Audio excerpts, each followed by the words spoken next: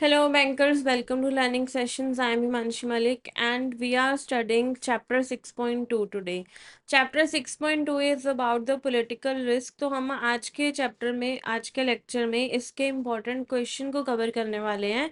तो आपसे एक रिक्वेस्ट है कि आप इसका कंसेप्चुअल पोर्शन पहले देख के आएँ and then we will do this question. So अगर आपने कंसेप्चुअल पार्ट नहीं किया, उसके लिए आप कोर्स में एनरोल कर सकते हैं, जिसमें आपको इंटरनेशनल ट्रेड फाइनेंस के सारे चैप्टर्स का कंसेप्चुअल लेक्चर्स मिल जाएंगे इन डिटेल विद नोट्स. तो आप डाउनलोड कर सकते हैं learning session IBF exam app which is available on Android and iOS both. वहाँ से आप कंसेप्चुअल पार्ट करके अपना लेक्चर में ही क्वेश्चन प्रैक्टिस करके आप अपने कोर्स की प्रिपरेशन कर सकते हैं. इसके साथ साथ आपको कोर्स में एनरोल करते ही एक्सेस मिल जाएगा to the mock test and mega mock test, जिससे आपकी प्रिपरेशन और इन्हेंस हो जाएगी. सो कोर्स में एनरोल कर लीजिए अगर नहीं किया है. एंड क्वेश्चन स्टार्ट करते हैं हम आज के चैप्टर 6.2 में.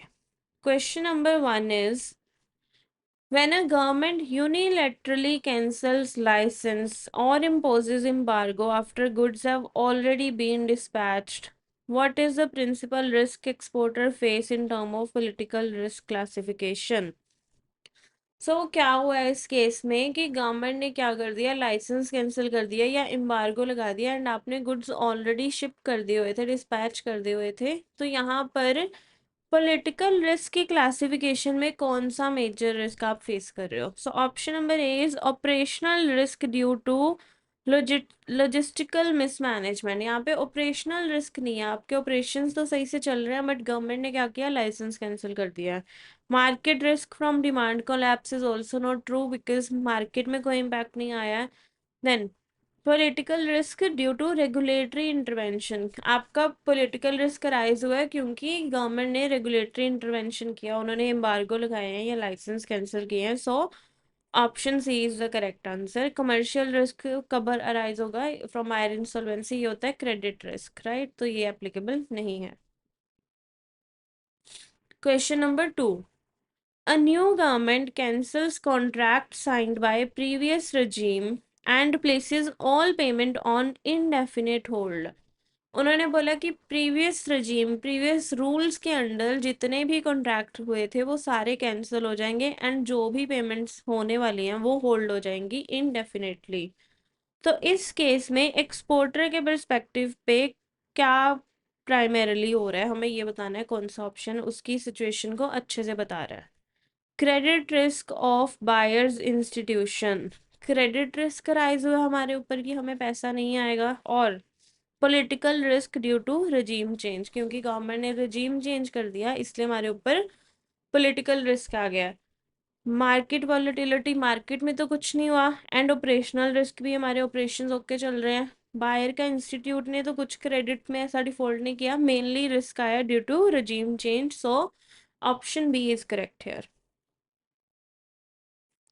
Next is question number 3. An exporter has delivered specialized goods export, but the importing government revoke the import license before clearance. आपने एक्सपोर्ट कर दिए गुड्स, वो भी स्पेशलाइज्ड, मतलब जो स्पेशली उस बायर के लिए बनाए थे, एंड जो इम्पोर्टिंग कंट्री है उसकी गवर्नमेंट ने इम्पोर्टर का लाइसेंस क्या कर दिया, रिवोक कर दिया, कैंसिल कर दिया. So why is this considered a higher intensity political risk? ये रिस्क हायर इंटेंसिटी क्यों है? क्योंकि फर्स्ट थिंग इज आपने गुड्स ऑलरेडी डिलीवर कर दिए हैं. सेकेंड इज गुड्स आपने स्पेशलाइज करे थे according to the needs of buyer and अब वो किसी और को आप शायद सेल भी ना कर पाओ, राइट. तो आपका लॉस ज़्यादा बढ़ गया क्योंकि आपके गुड्स अब कंप्लीट वेस्ट हो जाएंगे अगर आप वापस भी उनको ले आते हो. So the options are specialised goods often have no alternative market, magnifying the loss, right. Option B is revocation is usually temporary and easily negotiated and this is not true.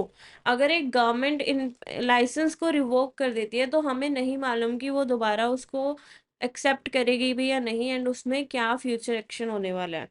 Option C, buyer can resell specialised goods domestically. Answer is no, क्योंकि buyer जो है वो goods को import ही नहीं कर पाएगा, अपनी country में क्लियर ही नहीं करवा पाएगा, तो उसको रीसेल कैसे करेगा वो. Then such goods are always covered by default under credit risk policy and this is a big no, क्योंकि क्रेडिट रिस्क या किसी भी तरह की पॉलिसी आपका पॉलिटिकल रिस्क नहीं कवर करती, तो ये ऑप्शन सारे इनकरेक्ट है। एंड द करेक्ट आंसर कि यहाँ पे रिस्क ज्यादा क्यों है इज, एक तो आपके गुड्स ऑलरेडी शिप हो गए हैं, दूसरा गवर्नमेंट ने पॉलिसी चेंज कर दी, तीसरा गुड्स स्पेशलाइज थे, हो सकता है आप उनको कहीं और सेल ना कर पाओ, तो कंप्लीट लॉस आपको हो सकता है यहाँ पे। नेक्स्ट है question number 4। ECGC classifies countries on a 7 scale system. If a exporter deals with country rated C, this implies what? तो सबसे हाईएस्ट रिस्क होता है अगर कंट्री A1 हो, एंड सबसे लोएस्ट, सॉरी, सबसे लोएस्ट होता है अगर कंट्री A1 हो, एंड सबसे हाईएस्ट होता है अगर कंट्री डी कैटेगरी में हो। तो सी क्या हो जाता है, उससे डी से थोड़ा सा कम but still on a bad side. So a very high risk of default similar to D, मतलब यहाँ पे डी के सिमिलर नहीं होता but low to moderate risk slightly better than B, B से बेटर तो यहाँ पे नहीं है। Then a risk level considered significant, कि बहुत ज्यादा रिस्क है बट एक्सट्रीम नहीं है, and this is the correct answer. Insignificant risk equivalent to A1 यहाँ पर नहीं है, so option C is the right answer here. Question number 5. If the buyer country faces foreign exchange shortage and restrict outflow, even though buyer has funds in the local currency, अब buyer के पास funds हैं, वो पे करना चाहता है, but government ने क्या कर दिया, फॉरेक्स की शॉर्टेज की वजह से आपके ऊपर रिस्ट्रिक्शन लगा दी। तो ये कौन सा रिस्क है, कमर्शियल रिस्क तो नहीं है, this is political risk due to currency control, option number B. Market risk भी नहीं है एंड लिक्विडिटी रिस्क नहीं है, बिकॉज बायर के पास फंड्स अवेलेबल हैं। Question 6। Insurance against unfair calling of bonds where a buyer manipulate local authority to invoke guarantee. आपके जो बायर हैं उन्होंने क्या किया है, गारंटी को अनफेयरली इन्वोक किया है and unfair calling of bond किया है, तो ये कौन सी इंश्योरेंस के अंडर कवर होगा, commercial risk insurance, operational risk insurance, political risk insurance और मार्केट रिस्क हेजिंग इंस्ट्रूमेंट। तो अनफेयर कॉलिंग ऑफ बॉन्ड जो है ये कहाँ पर आ जाएगा, पॉलिटिकल रिस्क इंश्योरेंस के आ जाएगा। बायर मैनिपुलेट लोकल अथॉरिटी, उन्होंने लोकल अथॉरिटीज को बोला है कि आप गारंटी को इन्वोक कर दो, सो option C is applicable. Question 7. Why are losses due to political events often termed as total loss risk unless private sector default? Private sector default करता है तो उसमें हम रिस्क में थोड़े सा रिकवरी कर सकते हैं, बट अगर पॉलिटिकल इवेंट की वजह से होता है उसको टोटल लॉस क्यों बोला जाता है, क्योंकि आपके पास कोई इंश्योरेंस नहीं है उस चीज़ को कवर करने के लिए, एंड गवर्नमेंट ने जो आपके बिजनेस के ऊपर जो भी रिस्ट्रिक्शन लगाई है उस पे उनकी मर्जी है कि वो आपको वहाँ पे थोड़ी रिलैक्सेशन अलाउ करें या ना करें। सो वहाँ पर आप कंप्लीटली सामने वाली कंट्री की गवर्नमेंट के कंट्रोल में हो। So option A is political dispute resolve faster through arbitration, answer is no, because government defaults rarely allow rescheduling or compromise, because salvage recovery is immediately through insurance, because private sector cannot be sued. So option B कि government में जो rescheduling है या compromise है वो बहुत rare होता है chances. Question 8। An exporter consider taking a portfolio based political risk cover from ECGC. What does this specifically safeguard against? So portfolio based risk उन्होंने रिस्क कवर लिया तो इसके किस चीज के अगेंस्ट प्रोटेक्शन देगा ये, option A political risk across multiple shipment to different countries, commercial default by multiple buyer, क्या पॉलिटिकल रिस्क कमर्शियल डिफॉल्ट को कवर करेगा, answer is no, only operational hazard like transportation losses, ये marine insurance and transport insurance में देखेंगे। Political risk limited to one specific shipment, अब हमने क्या बोला है, पोर्टफोलियो बेस्ड, पोर्टफोलियो बेस्ड का मतलब होता है कि हम जितने भी लोगों के साथ डील कर रहे हैं आप उन सभी के पॉलिटिकल रिस्क को कवर करो। अगर हम स्पेसिफिक पॉलिसी लेते हैं वहां पर होते हैं कि स्पेसिफिक शिपमेंट, तो इसलिए ये ऑप्शन करेक्ट नहीं है, ऑप्शन ए इज करेक्ट, ये आपके मल्टीपल शिपमेंट डिफरेंट कंट्रीज में जो भी होगी उन सभी के पॉलिटिकल रिस्क को कवर करेंगे। During a war goods shipped are delayed in berthing and payment is told. So war होने की वजह से आपकी शिपमेंट डिले हो गई, पेमेंट रुक गई, तो ये कौन से रिस्क क्लासिफिकेशन में आ जाएगा? Purely commercial risk, answer is no.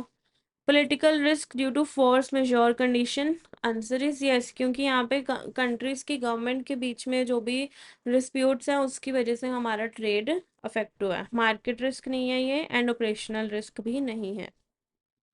Then question number 10, which of the following scenarios best illustrate forced abandonment risk in export?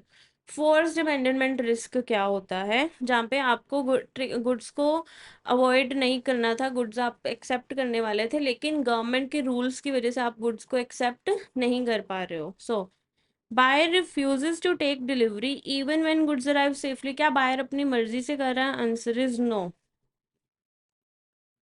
Sorry, ये करेक्ट ऑप्शन है। Then port authority delay shipment due to labour strike.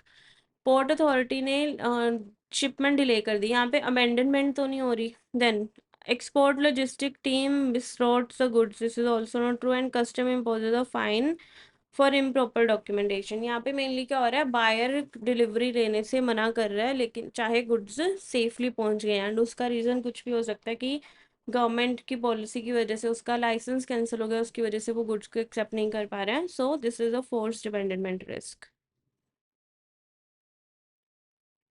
Question 11, which of the following correctly differentiate country risk and political risk? So country risk और political risk में कहाँ difference है?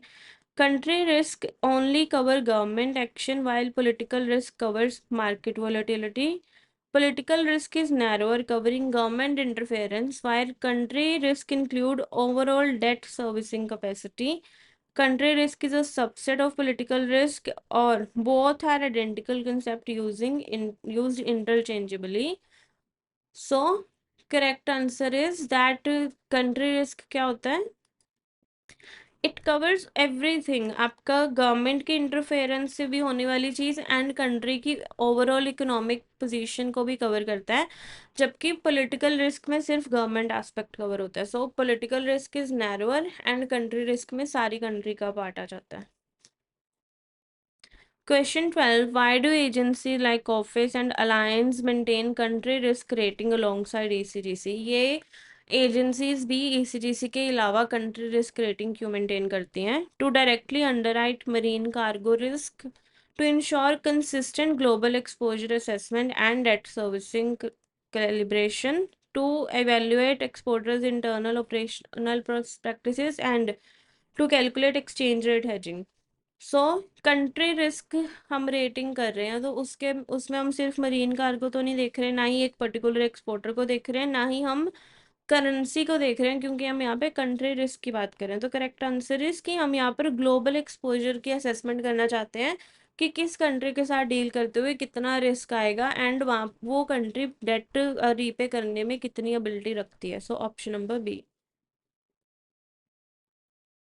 Then question 13, if sanction are imposed against a country by United Nation, United Nation ने किसी country के ऊपर sanction लगा दिया, उससे डील करने से मना कर दिया, विच of the following is most direct impact for exporter? तो एक्सपोर्टर के ऊपर क्या इम्पैक्ट आएगा? Risk is classified under market volatility.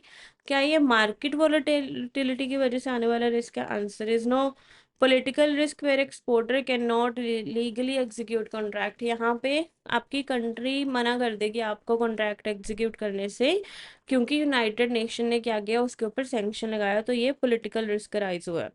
Operational risk नहीं है ये, ना ही कमर्शियल रिस्क है due to buyer insolvency. Now question 14 है, which of the following statement about political risk insurance are correct? So option A, it may be purchased on for only political risk on sales to one country। हो सकता है हम सिर्फ एक country के साथ risk को कवर कर रहे हो। It can cover risk across group companies where insolvency cover is not available. Group companies के लिए जहाँ पे इंसॉल्वेंसी कवर अवेलेबल नहीं होता, वहाँ पे हम पॉलिटिकल इंश्योरेंस कवर ले सकते हैं। It is always included automatically in credit insurance without extra premium, answer is no, इसको आपको इन्वॉल्व करवाना पड़ता है. It may be embedded in as part of forfaiting और receivable financing, which is true. जब आप फॉरफेट कर देते हो अपने कॉन्ट्रैक्ट को, तो फॉरफेटिंग एजेंसी आपके क्रेडिट रिस्क के साथ साथ आपका पॉलिटिकल रिस्क भी ऑब्जर्व करते हैं. So that option is correct. तो option A, B and D are correct. Then question number 15. Which of the following statement correctly reflect ECGC country classification usage?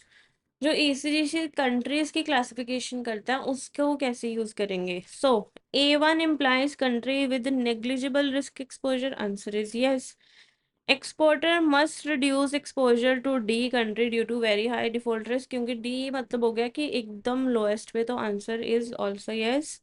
Classification help bank calibrate lending limit for cross border financing, कि आप किस country के साथ deal कर रहे हो, उनकी credit rating क्या है, उससे बैंक डिसाइड कर सकता है कि आपके क्रॉस बॉर्डर फाइनेंसिंग उसको किस हिसाब से करनी है.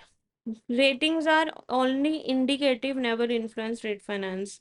This is not true. अगर आप हाई रिस्क कंट्री के साथ डील कर रहे हो तो आपको इंटरेस्ट ज़्यादा पे करना पड़ेगा. अगर आप लो रिस्क के साथ डील कर रहे हो तो आपको इंटरेस्ट कम पे करना पड़ता है. सो A, B and C are correct. So this is your chapter 6.2 जो हमने कंप्लीट कर लिया है. आई होप आपको वीडियो अच्छा लगा हो. अगर आपको चैप्टर अच्छे से समझ आया है तो इसको लाइक ज़रूर करना. एंड इसी तरह से हम सारे चैप्टर्स को डिटेल में कवर करने वाले हैं. So thank you so much for your time. I will see you in other lectures.